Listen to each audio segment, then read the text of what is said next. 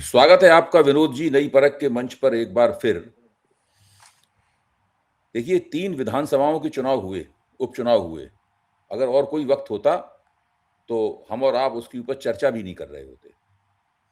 लेकिन नतीजे भी कुछ इस तरह के आए कि हम सब लोग चर्चा करने के लिए मजबूर हो गए और राम मंदिर की चढ़ावा चोरी और जैन जी के 20 जुलाई के आंदोलन से जो राजनीतिक आईना बना, उस आईने में हम इन विधानसभा उपचुनावों की तस्वीर देख रहे हैं।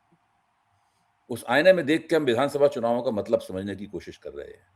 भाजपा कह सकती है कि हम 2-1 से हुआ फैसला, एक तो हमने गुजरात का जीत लिया। लेकिन मैं ये कहूँगा कि चुनाव में जीत-हार छोड़ दीजिए, ये देखिए कौन ऊपर जा रहा है, कौन नीचे जा रहा है। गुजरात में भी भाजपा ने जो सीट जीती है, उसमें भी उसका जो जीत का अंतराल है, वो 20,000 वोटों से कम हो गया है। दतिया में उसे कांग्रेस से सीट छीन लेनी चाहिए थी, जो नहीं छीन पाई। और जो बांकीपुर में हुआ, वो अब इतिहास बन चुका है। वो एक इतिहास बन चुका है। बिहार की राजनीति के लिए तो निश्चित रूप से वो इतिहास है और आगे चलकर, अभी तुरंत नहीं, राष्ट्रीय राजनीति पर भी उसका असर पड़ेगा, ऐसा मेरा आकलन है। अब वहां से जो पत्रकारों की, जानकार लोगों की, अंदर के लोगों की रिपोर्टें आ रही हैं, बता रही हैं कि भाजपा तीनों सीटों के ऊपर अपने केंद्रीय और प्रादेशिक नेतृत्व और स्थानीय नेतृत्व के अंतर्विरोध का शिकार हुई। दतिया में भी यही हुआ, हम लोग जानते हैं नरोत्तम मिश्रा ने क्या किया। बांकीपुर में भी यही हुआ और मंजलपुर में भी यही हुआ गुजरात में। न भाजपा ये तय कर पाई ठीक से हम कौन सा उम्मीदवार उतारें, क्या करें, न ठीक से मुहिम चला पाई, सब जगह मुहिम चलाने में देर भी हुई। ये चीजें बताती हैं कि एक पार्टी जो कि पन्ना प्रमुख वगैरह इस प्रकार की तमाम चुनावी रणनीतियों के लिए जानी जाती है, उसकी तंदुरुस्ती इस वक्त ठीक नहीं है। उसकी तंदुरुस्ती ठीक नहीं है। उस तंदुरुस्ती ठीक करने के लिए स्टेरॉयड का हैवी डोज चाहिए उसको। पॉलिटिकल स्टेरॉयड का हैवी डोज चाहिए। तो वो पॉलिटिकल स्टेरॉयड इस वक्त नरेंद्र मोदी और अमित शाह मिलकर कहीं तैयार कर रहे हैं अकेले में, कहीं कीमियागिरी कर रहे हैं उसकी, पॉलिटिकल स्टेरॉयड की, कि वो हैवी डोज ले लें तो फिर जो ग्लूकोज मैदान में आ जाएंगे मुक्केबाजी करने के लिए। तो ये स्थिति बनी हुई है और वो हैवी डोज के बारे में माना ही जा रहा है कि वो किसी न किसी तरीके से जो बचे हुए संसद के इस अधिवेशन के 6-7 दिन बचे हैं, उनमें वो परिसीमन वाला काम अपना निपटा देना चाहते हैं। किसी तरह 2/3 बहुमत की जुगाड़ करके परिसीमन का बिल पास करा लें और उसके बाद फिर वो कहेंगे ये सब कुछ नहीं हुआ, कोई फर्क नहीं पड़ता। ये सब एक हम 12 साल से सरकार चला रहे हैं, तो होता ही रहता है इस तरीके का। लेकिन हमने देखिए अपने जीत का स्थायी बंदोबस्त कर लिया। विरोध जी। ऐसा है भाई जी, मैं हूं ना टाइप डायलॉग चलता नहीं है राजनीति में। हाँ। भारतीय जनता पार्टी, खासकर विशेषकर भारतीय जनता पार्टी के 2 नेता जिनको अपनी हस्ती पे इतना विश्वास था कि वो मैं हूं ना की लय में चल रहे थे, उस दौर में चल रहे थे। लेकिन जनता ने खड़े होकर बता दिया कि हम भी हैं, हम ही हैं, हम भी हैं और हम ही हैं। देखिए, राजनीति में घमंड अच्छा नहीं होता। राजनीति में झुकना कमजोरी नहीं होती, झुकना फराख दिली होती है। और राजनीति में मैं अक्सर आपको कहता हूं और बहुत से लोग मुझसे एग्री नहीं करते हैं, लेकिन राजनीति में प्रधानमंत्री स्ट्रांग नहीं चाहिए, sensitive, resolute, sensitive and resolute, लचीला, सेंसिटिव और रेजोल्यूट, मतलब मुद्दों पे डटा रहे, अकड़ में नहीं डटे। अब ये जो आपने 2 जो जीती हैं विपक्ष ने और 1 जीती है बीजेपी ने खुद गुजरात में। देखिए, गुजरात में तो कंट्रोल्ड एटमॉस्फेयर में फल पौधे उग रहे हैं वहां पर। लेकिन ये जो 2 सीट्स हैं जहां पर ये हारे हैं, दतिया में लगभग 6,000 से और बांकीपुर में अच्छे खासे बहुत बड़े मार्जिन से हारे हैं, 18-19 हजार से हारे। हाँ, लगभग 20 मान लीजिए, राउंड फिगर में कर लेते हैं डिस्कशन। देखिए, दोनों सीटें में कम से कम एक दतिया में तो कांग्रेस अक्सर जीतती रही है पहले भी और उसने सीट अपनी रिटेन की है। लेकिन बांकीपुर में जो हार हुई है वो हार नहीं है, वो तमाचा है। तमाचा क्यों है? तमाचा हो सकता है कि आपने कहा कि इनके अंदर विरोधाभास है, हो सकता है अंदर से प्रेरित हो सकता है कोई एक धड़ा बीजेपी का नितिन नवीन को नितिन गडकरी बनाना चाहता हो। नितिन गडकरी का जो प्रेसिडेंटशिप था बीजेपी की, वो किन कारणों से गिरी, किन कारणों से नाकामयाब हुई? क्योंकि अंदर से लोग उनकी जड़ें खोदने में लगे हुए थे। अब ये नितिन नवीन जो है, ये किसकी चॉइस थे? अमित शाह जी की चॉइस थे कि प्रधानमंत्री की चॉइस थे, या दोनों की चॉइस थे, या किसी की भी चॉइस नहीं थे? जहां तक हमारी जानकारी है, जिस तरह से प्रधानमंत्री ने इलेक्शन बिहार में जीतने के बाद नितिन नवीन पे फोकस लाने की कोशिश की, और जिस तरह से वहां पर जो मुख्यमंत्री बने रहे, जिनका नाम सम्राट चौधरी है, ये दोनों की चॉइस में क्या एक राय थी? सवाल ये है। जहां तक मेरी जानकारी है, और मैं गलत हो सकता हूं, कि सम्राट चौधरी तो नीतीश जी की चॉइस थे, और नितिन नवीन जो थे वो प्रधानमंत्री का झुकाव उनके प्रति था। अब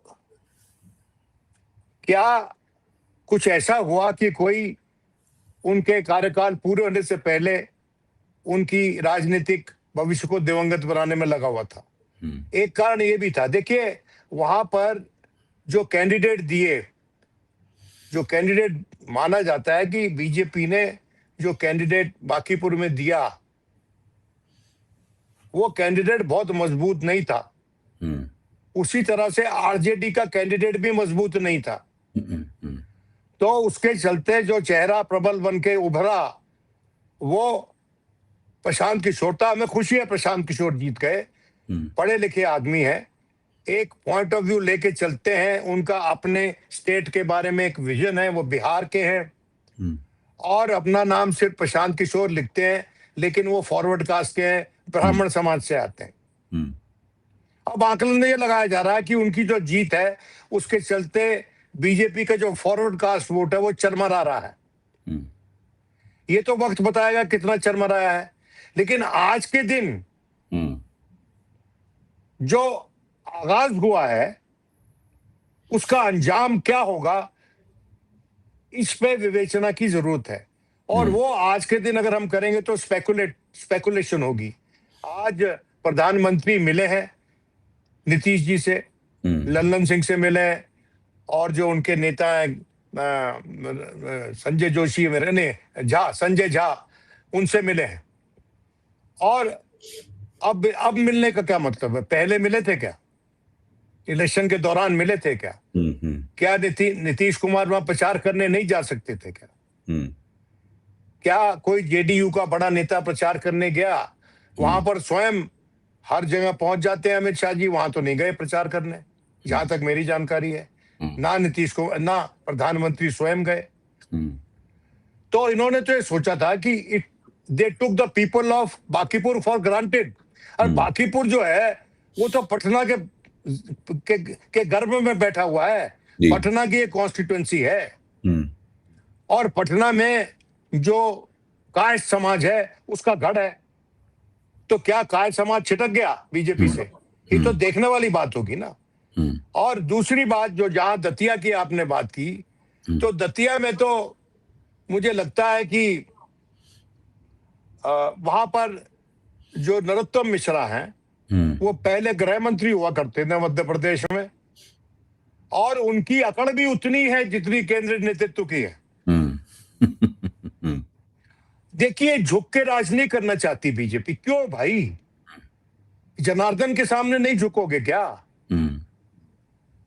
वैसे तो जनता की बात करते हो, लेकिन जनार्दन के सामने नहीं झुकोगे तो ये तो अच्छा संकेत नहीं है। और जनार्दन आपको जमीन पे ले आया दोनों जगह पे। मैं समझता हूं कि भारतीय जनता पार्टी को बहुत ही गहन विवेचना की आज के दिन जरूरत है। अगर उसने अपना वर्चस्व बनाए रखना है तो लेकिन आज के दिन जो आबो हवा है, उस आबो हवा में देखिए, जैसे कि मरुस्थल में तो सेब नहीं उगाए जा सकते। सेब तो ऐसी जगह उगाए जाते हैं जहां पर ठंडक हो, जहां पर थोड़ा एटमॉस्फेयर ऐसा हो जहां पर वो जो फल है वो अपने नेचुरल कोर्स में ग्रो करे। इन्होंने सोचा कि हम जहां मर्जी चले जाएंगे, जहां मर्जी जो पेड़ लगाएंगे वो उग जाएगा, वो जड़ें पकड़ लेगा और फलेगा फूलेगा। ऐसा नहीं होता है। तो बीजेपी आज के दिन कई विरोधाभासों से फंसी हुई है और इसका जो अंजाम होगा, अब देखिए, आपने कहा पता नहीं क्या वो खिचड़ी पका रहे हैं, वो दोनों नजर नहीं आ रहे। पता नहीं खिचड़ी पका रहे हैं तो हाजमा खराब होगा। हाजमा तो खराब है बीजेपी का आज के दिन। और बीजेपी का जो बीजेपी का जो स्वास्थ्य था, राजनीतिक स्वास्थ्य, वो बिगड़ा हुआ है आज के दिन। और हमको पता नहीं है, लेकिन क्या अंदर बातचीत हो रही है लोगों में? क्या उन लोगों में बातचीत हो रही है? वो national citizens party of India में जो 20 लोग गए हैं दल बदलू, क्या वो सोच रहे हैं कि हम गलत समय पे आ गए इधर? क्या आम आदमी पार्टी के जो 7-8 गए हैं उधर, क्या वो सोच रहे हैं हम गलत समय पे आ गए इधर? उनके पास तो अब कोई ऑप्शन बचा नहीं, उनका तो मर्जर हो चुका है। देखिए, बात यह है कि इसलिए मैं कहता हूं कि खिचड़ी जो है वो डिलिमिटेशन की खिचड़ी इस मौसम में पकाना खुदकुशी होगा भारतीय जनता पार्टी के लिए। मेरा मानना है, मैं गलत हो सकता हूं, और अगर मैं गलत हूं तो the one who thinks only makes mistakes और one who works only makes mistakes. तो मैं ये कह रहा हूं कि मैं गलती अपनी मानने को तैयार हूं, लेकिन आज के दिन जो मेरा विवेक कहता है, जो मेरी नजर कहती है, काफी बूढ़ी नजर है मेरी, लेकिन बहुत ज्यादा शार्प नहीं है इसके चलते, लेकिन नजर के साथ साथ थोड़ा विवेक इस्तेमाल कर ले तो काम चल जाता है। तो मेरा ये कहना है अभय जी कि वो कहते हैं ना कि when the luck starts obliging, the word is another for this. It is the F word which normally is used. But when the luck starts effing, there is no end to it. Yeah. And I've used it because this is the Gen X, this is the Gen Z language. And this Gen Z language, our Honorable Prime Minister himself is adopting these days. He's also adopting the communication techniques of Gen Z. लेकिन उसके response में जो जेन जी के comments आ रहे हैं, for instance the honourable prime minister call the Gen Z as friends, and there are an number of reels videos in circulation which are saying हमको अपना दोस्त मत बोलिए। देखिए, बात यह है, when you are in a position of authority, you are in a position to alter or navigate the destiny of a nation and its people. So you have to choose for yourself a language that befits your age and office. Don't try to be young when you are 75. And don't try to teach others because you are 75. Because these days, the generation that we are dealing with is not entirely in the control of their parents as well. When I say not in control of their parents, I don't mean derisively. I mean that they have a mind of their own. सवाल पूछते हैं माँ बाप से, और आपने जिस तरह से कहा, मैंने आपको माफ किया। देखिए भाई, नई पीढ़ी वाई और वाट के, नई पीढ़ी जो है वाई और वाट के शब्दों के साथ बातचीत करती है अपने बुजुर्गों से, और उनकी इज्जत करते हुए। मैं ये नहीं मानता हूं कि बेइज्जती करती है, उनकी इज्जत करते हुए। जी, अगर मुझे अपने बेटी को मनाना होता है तो मैं कहता हूँ, बेटा पापा से गलती हो गई, हो जाती है। आई एम नॉट गॉड, मैं भी इंसान ही हूँ बेटा, और अब तो मैं बूढ़ा हो रहा हूं, तो कभी कभी कुछ गलती हो जाती है मुझसे, कई बार चीजें मेरे कंट्रोल में नहीं रहती। तो let's make up, let's hug and make up. Why couldn't the prime minister have told the young generation, let's hug and make up, or let's hold hands and make up, or let's walk together a few steps and make up? जी, मैं आपको माफ करता हूं। And again, you are invoking your mother. And I think that the Honorable Prime Minister, who is generally rated very highly for his oratorical skills. In fact, the word is oratorical, not oratorial. Oratorical is a more pure word than oratorial. But for his oratorical skills, he's celebrated for his oratorical skills. But I think his best skills are deserting him. His best political impulse is also deserting him. नहीं, ठीक कह रहे हैं आप। और इसका एक सबसे बड़ा संकेत तब मिला था जबकि 2024 के लोकसभा चुनाव की मुहिम चल रही थी। तब मैंने पहली बार देखा, चूंकि राहुल गांधी ने एक तीर चलाया, संविधान वाला, लाल किताब वाला तीर चलाया, वो दिल पर लगा, यानी सही निशाने पर लगा। उसके बाद से नरेंद्र मोदी की जो पूरी जो रणनीतिक मानस था, सब चीजें गड़बड़ा गई। लगता है सामंजस्य बिगड़ गया हो, तालमेल बिगड़ गया हो, उल्टी सीधी बातें करने लगे, ऐसी बातें बोले इससे इनका खिल्ली उड़ी। आरएसएस वाले खिल्ली उड़ा रहे थे। मैं जानता हूँ बहुत से लोग, मेरे मुंह पे लाई, पागल हो गया, इस तरह की बात लोग बोल रहे थे, कुछ नहीं होगा, इससे और नुकसान होगा, ये सब बात हो रही। अब मैं आपको एक विश्लेषण और कम कयास लगाने की दावत देता हूँ, क्योंकि वो सवाल आपने ही उठाया है। मैं भी इस सवाल उठाना चाहता, लेकिन आपने उठा दिया, उससे मुझे सुविधा और हो रही है। वो ये है कि आपने कहा कि अगर इस माहौल में ये परिसीमन वाला बिल लाए, जो एक बार गिर चुका है, तो ये खुदकुशी करने के समान होगा।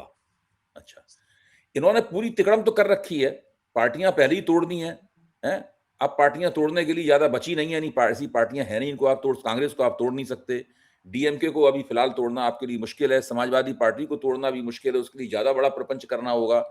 और इसको तोड़ सकते थे, राष्ट्रवादी कांग्रेस को एक बार तो तोड़ ही चुके हैं उसको, है? तो वो राष्ट्रवादी कांग्रेस से सुनते हैं, वायदा ले लिया है कि वो समर्थन कर लेंगे, और डीएमके से वायदा ले लिया है कि वो समर्थन ले लेंगे उनसे।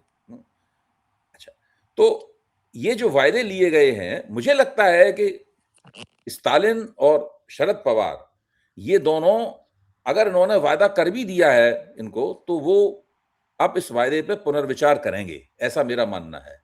क्योंकि जब वायदा किया था तब न तो राम मंदिर, न तो चढ़ावा चोरी का प्रकरण सामने आया था, और न ही ये जंतर मंतर पे 20 जुलाई घटित हुई थी। अब ये लोग ध्यान से सब देख रहे होंगे। यहां तक कि मेरा तो मानना यह है कि जो एनडीए की सदस्य पार्टियां हैं, चंद्रबाबू नायडू की पार्टी है, नीतीश कुमार की पार्टी, ये सब भी बहुत ही नजदीकी निगाह से देख रहे होंगे कि भाई अब भाजपा की राजनीतिक गतिशीलता इस वक्त है क्या, भाजपा अपने इस मौजूदा गिरावट के दौर से कैसे निकलती है। अब उपचुनाव के नतीजों ने आग में घी का काम किया, वो और भी ज्यादा उन लोगों को क्या होगा उपचुनाव में। क्या वास्तव में जब आप कह रहे हैं कि खुदकुशी करना होगा उनको, तो वो मुझे तो लगता ही है कि इसके अलावा तुरंत इस परिसीमन के बिल को पास कराने के अलावा इनके पास बाउंस बैक करने का, एक मजबूत वापसी करने का और कोई तरीका है नहीं।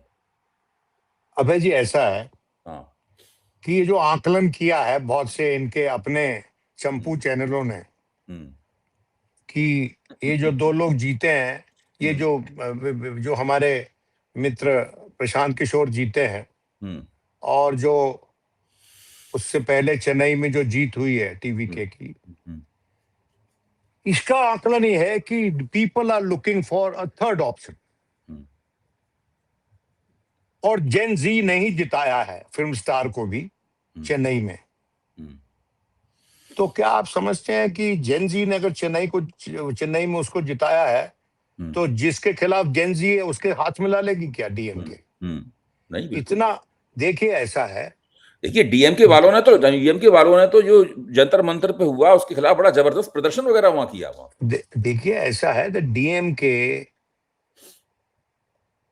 कोई आम पार्टी नहीं है, कार्डर बेस्ड पार्टी है, वो आइडियोलॉजिकली रूटेड पार्टी है वो। उसमें इधर उधर थोड़े बहुत अपॉर्चुनिस्टिक कॉम्प्रोमाइजेस करने पड़ते हैं, लेकिन इतना बड़ा कॉम्प्रोमाइज एक ऐसी फोर्स के साथ जिसने सनातन के नाम पर इनको इनको इनके पीछे लगी थी तमिलनाडु में, हालांकि उसको कुछ ज्यादा हासिल नहीं हुआ, 2 सीटें पाए शायद तमिलनाडु में वो। तो पूरी तैयारी से आए थे और एडीएमके के साथ अलायंस करके ये सोच रहे थे कि स्टालिन और करुणानिधि की लेगेसी को उखाड़ देंगे।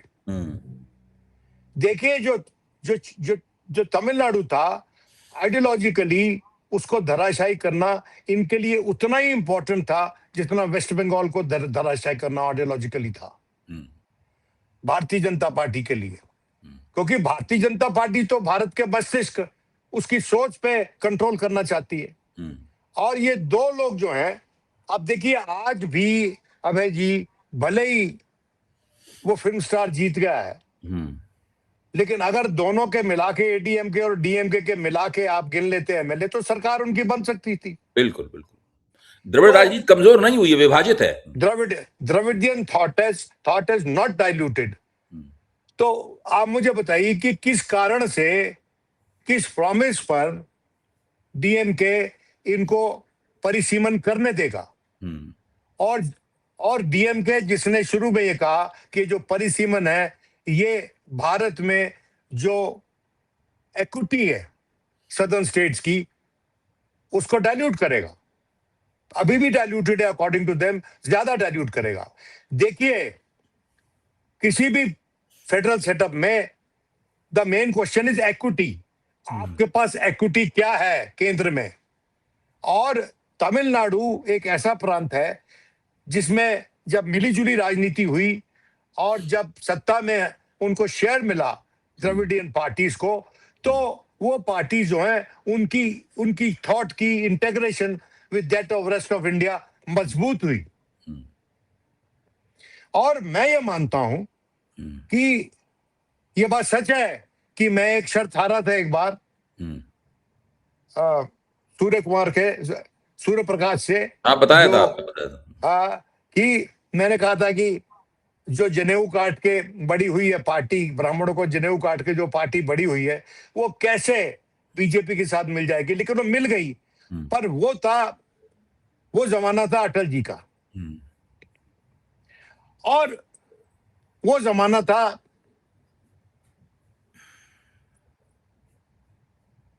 बीजेपी के डीएमके के प्रमुख जो इनके पिता हैं स्टालिन के, करुणानिधि, उनका जमाना था। देखिए ये सीरियस अलायंस पार्टनर्स हैं ये लोग। ये आसानी से सरकार नहीं गिराते और ना आसानी से बनवाते हैं। ये ममता बनर्जी नहीं है कि जिस दिन मूड खराब हुआ खड़े हो गए और सरकार गिरा दी, या जयललिता नहीं है कि सरकार गिरा दी। ये लोग सीरियस पॉलिटिकल प्लेयर्स हैं, और अगर इनके दम पर इनको फॉर ग्रांटेड लेकर भारतीय जनता पार्टी परिसीमन बिल लाती है, तो भारतीय जनता पार्टी खुदकुशी करेगी, मेरा ये मानना है। आज के दिन पॉलिटिकल एटमॉस्फेयर परमिट नहीं करता है, जबकि जो लोग उनके साथ हैं वो भी सोच रहे हैं कि क्या इनका साथ हमारे लिए सुखदायी होगा या नहीं, हमें लाभान्वित करने वाला होगा या नहीं। तो अभी इनको ये बस्ता नहीं खोलना चाहिए। थोड़े से दिन बचे हैं मॉनसून सेशन में, ये अगर बस्ता अभी खोलेंगे तो मैं समझता हूं एक बड़ी पाठशाला खुल जाएगी उसके बाद, जिसमें कि इनका टेस्ट लिया जाएगा और ये बुरी तरह से फेल होंगे। इनको ये नहीं करना चाहिए। इनको, वो कहते हैं ना कि जरा तेज से तूफान आ रहा हो तो army must lie low. They should wait in ambush like a commando. वरना गोलियों की, जो राजनीतिक गोलियां चलती हैं, मैं कोई फिजिकल बुलेट्स की बात नहीं कर रहा हूं, तो वो जो उनसे बचने के लिए they should lie in ambush, और अपना टाइम लेके, और उसके बाद जब करेंगे, ये कमांडो ऑपरेशन होगा इनका परिसीमन वाला। तो if they go and assault to get what they want by the परिसीमन, तो they will have to decide the line of retreat. तो वो जो लाइन ऑफ रिट्रीट है वो डीएमके से के क्षेत्र से होती हुई जाती है। तो इनको पक्का करना पड़ेगा कि क्या डीएमके हमारे साथ है या नहीं है। और ये एनसीपी वगैरह हम लोग बड़ी तरजीह देते हैं इन पार्टीज को। ये पॉलिटिकल अरिथमेटिक में, लेजिस्लेटिव अरिथमेटिक में माइनर प्लेयर्स हैं। मेजर प्लेयर आज के दिन लेजिस्लेटिव अरिथमेटिक में डीएमके है, मेजर प्लेयर समाजवादी पार्टी है, मेजर प्लेयर एसपी है, ये कांग्रेस है, major player to some extent TDP है। तो ये जो लोग हैं, और बाकी तो पार्टियां उन्होंने छिन भिन कर दी, छोटे छोटे टुकड़े करके, ये जब मन करेगा समुद्र में फेंक देंगे उनको। भैया ये लोग देखिए, जल में रह के मगर से दोस्ती तो नहीं करेंगे लोग। सही बात। और आज के दिन बदकिस्मती से जल में मगर सरीका लगता है बीजेपी छोटी पार्टियों को, क्योंकि उसने अपनी एक बना रखी है कि आई मी मैं सेल्फ, मैं हूं ना। तो ये मैं हूं ना का जो दम्भ है, उसके चलते उनको ये लेजिस्लेशन अभी नहीं लाना चाहिए। और अगर लाते हैं और अगर पास करवा लेते हैं तो फिर मैं दूसरी बेट हार जाऊंगा, जैसे मैं पहली बेट हार गया था। लेकिन मैं फिर भी रिस्क ले रहा हूं, क्योंकि जो सोचता है वही गलती करता है। पवन साहब ये बिल्कुल ठीक कहा, ठीक है। बहुत बहुत शुक्रिया, बहुत उम्दा, बहुत उम्दा। ये तो हम लोग तो विश्लेषण करेंगे, और विश्लेषण करने में जोखिम तो होता ही है। चूक भी हो सकती है, चूक भी हो सकती है। लेकिन अगर चूक नहीं हुई तो हमारी बल्ले बल्ले है, और चूक हो गई तो हम क्षमा मांग लेंगे। नहीं, चूक होगी, बेईमानी की नहीं होगी। नहीं, बेईमानी की चूक हो गई, चूक बेईमानी की नहीं होती, ईमानदारी की चूक है, हो जाएगी, हो जाए। बिल्कुल ठीक कहा। ओके, बहुत बहुत शुक्रिया।